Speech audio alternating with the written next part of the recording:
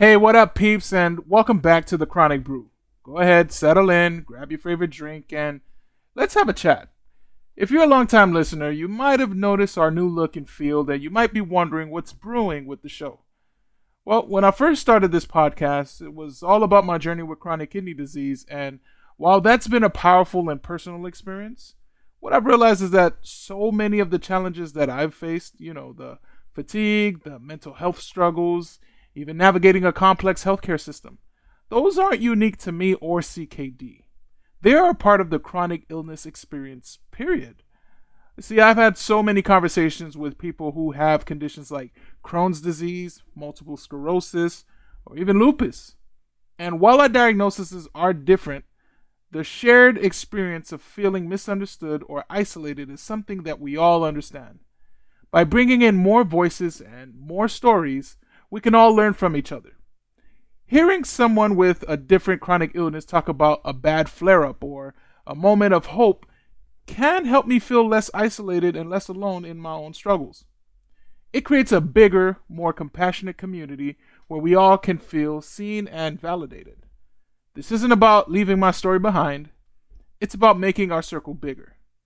The Chronic Brew is still the same place for real, honest conversations, but now we'll be talking to people with all kinds of chronic conditions. My hope is to create a community where everyone feels seen no matter what their diagnosis is. Because, we're all trying to figure out how to live our best lives with these conditions. So let's get into it. And once again, welcome to the Chronic Brew. You are now tuned into the Chronic Brew podcast with Mr. Coolbeard. Sharing stories, inspiring others.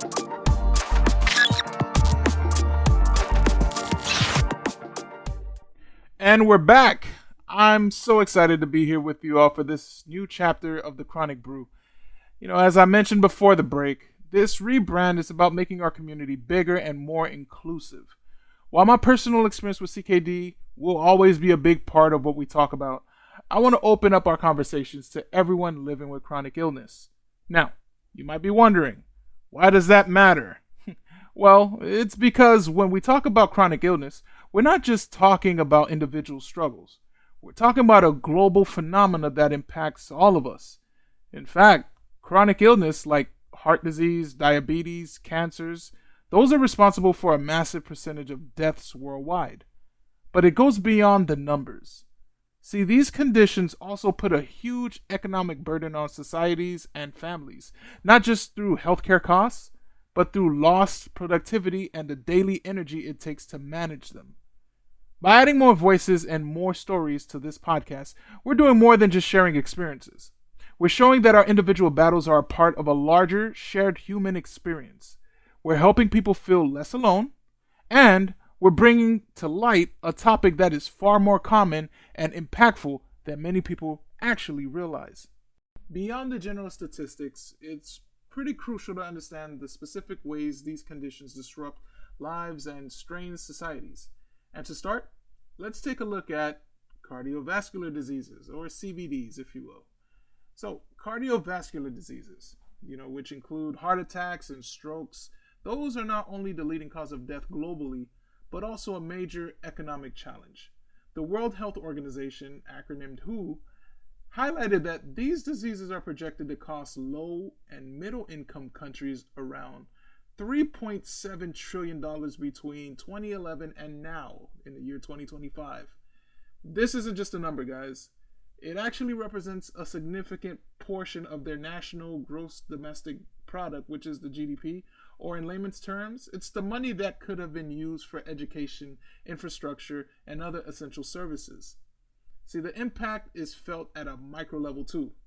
A stroke can suddenly disable a family member's primary earner, leading to lost income and immense out-of-pocket expenses for long-term care, physical therapy even, and even medication. This can push entire families into poverty. The ripple effect is huge, affecting not only the person who has the illness, but everyone around them. Next up on our list, we have the infamous cancer. Cancer is truly a devastating global health crisis, guys. The global economic cost of cancer from 2020 to 2050 has been projected to be around $25.2 trillion. That is a huge figure that shows how deeply this disease impacts the economy. The cost includes direct medical expenses for things like chemotherapy and surgery, but it also accounts for lost productivity from patients and their caregivers. Think about a caregiver, a spouse, a parent, a child who has to leave their job or reduce their hours to care for a loved one. That loss right there, that loss of income and contribution to the workforce is a direct result of chronic illness. When we talk about cancer, we're talking about a disease that fundamentally changes not just a person's life, but the entire family's financial future and well-being. Oh, and if you think that was wild, let's get to our next one. How about diabetes? Diabetes is often referred to as the silent pandemic because its prevalence is definitely skyrocketing worldwide. See, the International Diabetes Federation estimated that over 590 million people worldwide are living with diabetes, a number that is expected to rise to over 850 million by 2050. The economic burden of diabetes is huge. It's immense, guys, with global costs in the hundreds of billions of dollars annually. For many people with diabetes, the direct cost of medication like insulin and continuous glucose monitors, those things are astronomical. But the real cost often comes from its complications, which can include blindness, amputations, and, as I know firsthand, chronic kidney disease, in which diabetes is the number one contributor to chronic kidney disease. Now, while I may not be diagnosed with diabetes, this is just a perfect example of how one chronic illness can lead to another, creating a compounding effect on both health and finances. The rising number also puts a huge strain on healthcare systems, especially in low-income countries where access to proper healthcare is limited. And since I brought it up earlier, I might as well zero into my own story. Chronic kidney disease, or CKD, is a powerful example of a chronic illness with a massive global footprint. The National Kidney Foundation, or the NKF, reports that over 10% of the world's population is affected by CKD. It's a condition that can progress silently for years, but once it reaches those later stages, the costs are extreme. In some countries, the cost of dialysis and kidney transplants for a very small percentage of the population consumes a huge portion of the entire healthcare budget. For many in developing nations, a diagnosis of end-stage kidney disease is essentially a death sentence because they just can't afford the treatment. Like, there's folks right now in certain islands or certain countries where they don't have the funds to afford a dialysis treatment that could be life-saving. This right here, this is a perfect example of how these illnesses don't just affect our physical health, they're tied to social inequalities and global access to healthcare. This is why I'm so passionate about explaining and expanding the conversation. Because so many of our experiences, whether it's CKD, MS, or even arthritis, are connected by these bigger picture realities. Now that we've talked about the big picture, the numbers, the costs, the global impact, let's talk about a symptom that so many of us share no matter our diagnosis: chronic fatigue. Now, it's important for me to note that when I say chronic fatigue, I'm not talking about being tired after a long day at work. I'm talking about a deep, bone-weary exhaustion that sleep just does not fix. It's the kind of fatigue that makes even the simplest tasks like getting out of bed or even taking showers feel like a running marathon. Now, I just want to say too that I do take showers, okay? It's just an invisible burden that weighs on every part of your life. See, for me, living with chronic kidney disease, I've had to learn that my body operates on a different kind of battery. And what I've heard from people with conditions like multiple sclerosis, lupus, and Crohn's disease is that this experience is pretty much universal. We are all trying to figure out how to live a full life with a limited amount of energy. So, how do we cope with this? Where do we even start? In my opinion, I think it actually starts with a fundamental shift in our mindset. We have to redefine what productivity and rest means. And I use rest really strong on this one because I know I'm speaking to myself, being that I navigate two different cultural backgrounds. Rest is almost frowned upon, but we're going to redefine that today. The world tells us that productivity is about doing more and pushing through. But for people with chronic illness, that mindset is actually dangerous. It can lead to a concept called the boom and bust, BUST, the boom and bust cycle. This is where you have a good day. You push yourself to do everything that you've been putting off. And then you bust by crashing for a few days or even a week afterwards. To break that cycle, you have to start thinking of your energy as a limited resource, like a daily budget. You would never, and I don't care who you are, you would never spend your entire week's paycheck in one day. So why in the world would you spend all your energy in one afternoon? This means pacing yourself, okay? This isn't about being lazy. It's about being strategic. Break down big tasks into smaller ones, manageable chunks. If you need to clean your house, maybe you do one room today and another tomorrow. It also means prioritizing, okay? Not every task has the same importance. Focus on the things that truly matter to you and your health. It's okay to say no to social events or other commitments. And then you have resting proactively. Okay, this is the most crucial part. Rest isn't a reward for being productive. It's a necessary tool for managing a chronic illness. You shouldn't wait until you're completely exhausted to rest. Please, try practicing building scheduled rest breaks into your day, even if it's just 15 minutes to lie down and close your eyes. You have to remember that this is a continuous journey. It's about listening to your body and respecting its limits. It's okay being compassionate with yourself on the days when you just can't handle or just can't do it all. And that's okay. Because when you learn to manage your energy, you're not just surviving. I believe you're creating a more sustainable way to live your life. Self-care is always the best care. And you know what? We can continue even with another fundamental shift in our mindset. And it's a tool that many of us use in our community. It's called the spoon theory. Ever heard of the spoon theory, guys? So, this brilliant metaphor was created by a woman with lupus named Christine Miserandino. Okay, Christine Miserandino. She used spoons to explain to a friend what it's like to live with a chronic illness. Like, imagine you wake up every day with a limited number of spoons. Let's say 12 spoons, right? For the sake of argument. Each spoon represents a unit of energy. A healthy person might have an unlimited number of spoons and never think about them. But for us, every single task costs spoons. Taking a shower, that might cost you 3 spoons. Getting dressed and making a meal, maybe that's another 2 spoons. Working for an hour, that could be 4 spoons. You can see how quickly those spoons start to add up, right? Maybe you might be out of spoons by lunchtime, while a healthy person still has all of theirs. The key is that you have to be intentional. You have to decide where your spoons go.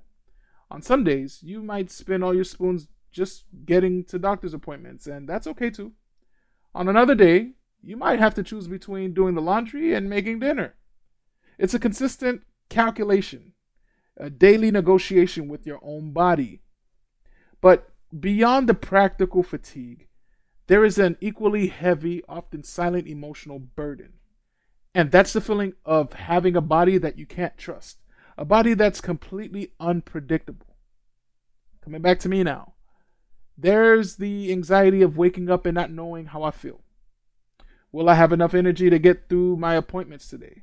Will a sudden flare-up, change all my plans?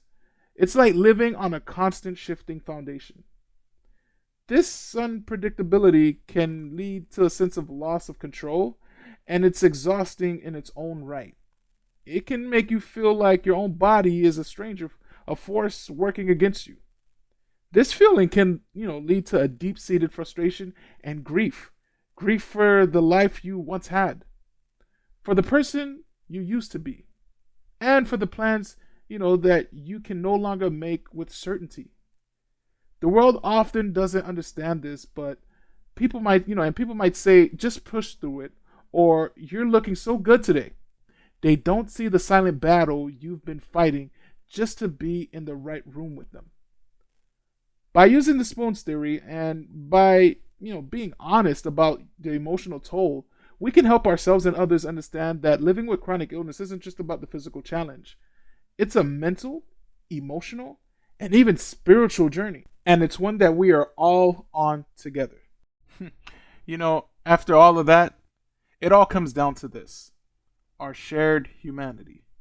My life with chronic kidney disease taught me that a battle with my body isn't an isolated event. It's a pretty profound shared experience that connects me with millions of other people. This is the path forward for the Chronic Brew. See, we're no longer just a podcast about CKD. We're a community built to bridge the gap between all chronic illnesses, to create a space where we can truly see each other and hear each other. We've talked about a lot today, not even gonna lie. We talked about those staggering global impacts of chronic illness. We talked about the invisible weight of chronic fatigue and the power of the spoon theory. Guys, look into that. But before we close, I want to take a moment to bring all of this home, to my own journey with chronic kidney disease, because that's the lens through which I see a lot of it. For a long time, I viewed my illness, in a silo. It was just me and my kidneys, or kidney and renal stent. A very personal, very quiet battle. But in looking at the bigger picture, I realized that my story is a thread in a larger tapestry, if you will. When we discuss how conditions like diabetes and high blood pressure are global epidemics, I immediately think of the fact that they are the two leading causes of my own condition. The numbers aren't just statistics, they are my lived reality. They are the reason I am on this journey. The economic burden we talked about isn't just a cost to society, it's the cost of my medications, the bills from my doctors, and then the hours I can't work when I'm too fatigued. Matter of fact, if you didn't know by now, I'm still on medical leave of absence from my career. And that fatigue, when I talked about it, I was speaking from my soul actually. For those of us with CKD, that exhaustion isn't just a symptom, it's a constant companion. It's the physical drain from a body that isn't filtering properly. For those on dialysis, shout out to you guys. It's the intense crash after the treatment session, where your body feels like it's been through a full-on war. It's the kind of exhaustion that can make you cancel plans, say no to outgoings, that you really wanted to go to, and when you feel a deep sense of guilt over that. And that's where the spoon theory, becomes more than just a metaphor. It becomes a daily survival guide. My spoons are on a different scale. A long doctor's appointment might not just cost me a couple of spoons. It actually might cost me half my day's worth. And imagine a full day of work. That's not just a few spoons we're talking here. That's often a major debit that pulls me in the negative, that leaves me with nothing left for dinner or even a conversation with my loved ones. You have to be incredibly strategic about how you spend your energy because the consequences of overspending are so severe. This journey, to me, has been and continues to be a battle against an unpredictable force. The constant anxiety of waiting for lab results, the fear of a sudden decline, the grief over what I can no longer do. That's the invisible emotional toll that comes with every single chronic illness. My life with CKD is a constant reminder that my body is not a machine that I can control. But here's the thing. My experience, as unique as it feels to me, is not unique in the human experience. It's the same struggle faced by someone with lupus who has flare-ups, or someone with MS who has an episode, or someone with diabetes who deals with the blood sugar crash. This journey is what taught me that we are all on the same team, fighting a very similar battle. And that's why this podcast needed to change. Because by focusing only on CKD, I was only telling half the story. I was missing the chance to connect with all of you guys, honestly, and to build a community that we also desperately need. like you have no idea. My journey brought me to this point, and it's what fuels my passion to share a space where we can all feel seen. Peeps, I just want to thank you again and again and again and again for joining me today on this very, I would say personal and important episode. I hope that hearing about the spoon theory gives you a new way to explain your experience to others, and more importantly, to yourself. You gotta give yourself some grace. Also, I hope that talking about the emotional weight of it all, makes you feel validated. It's okay to feel frustrated, sad, or even angry. It's all a part of the journey, all a part of the human experience. So, let's continue this conversation. I think in our next episode, right, we're gonna get even a little bit more practical. We'll talk about how to protect your energy from, setting clear boundaries with loved ones and finding the courage to ask for help when you need it. Gosh, I know how much I do. Well, until then, peeps, please, please, please, please, be gentle with yourself. You are not your illness, and you are so much more stronger than you imagine. This is the Chronic Brew. We'll chop it up again soon. Peace. Love you guys.